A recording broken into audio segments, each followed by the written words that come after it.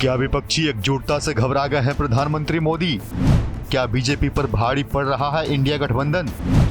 देश के प्रधानमंत्री ने ऐसा क्या कह दिया कि देश में मच गया हड़कंप? आखिर क्यों प्रधानमंत्री ने ईस्ट इंडिया कंपनी का जिक्र किया? प्रधानमंत्री को क्यों करना पड़ रहा है आतंकवादी संगठन का जिक्र? देश के प्रधानमंत्री नरेंद्र मोदी ने इंडिया गठबंधन की तुलना ईस्ट इंडिया कंपनी और इंडियन मुजाहिदीन से की, जिसके बाद विपक्षी पार्टी के नेताओं की प्रतिक्रिया आनी शुरू हो गई।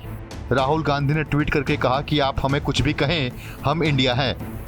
इतना ही नहीं, इसके बाद विपक्ष के तमाम नेताओं की प्रतिक्रिया आनी शुरू हो गई।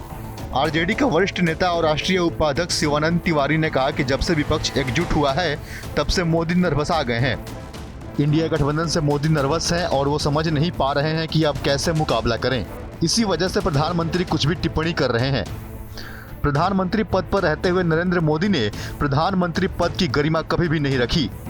आगे शिवानंद तिवारी ने प्रधानमंत्री पर निशाना साधते हुए कहा कि प्रधानमंत्री की बत्ती गुल हो गई है, इसलिए इंडिया गठबंधन उनको कभी ईस्ट इंडिया कंपनी तो कभी इंडियन मुजाहिदीन दिखाई दे रहा है।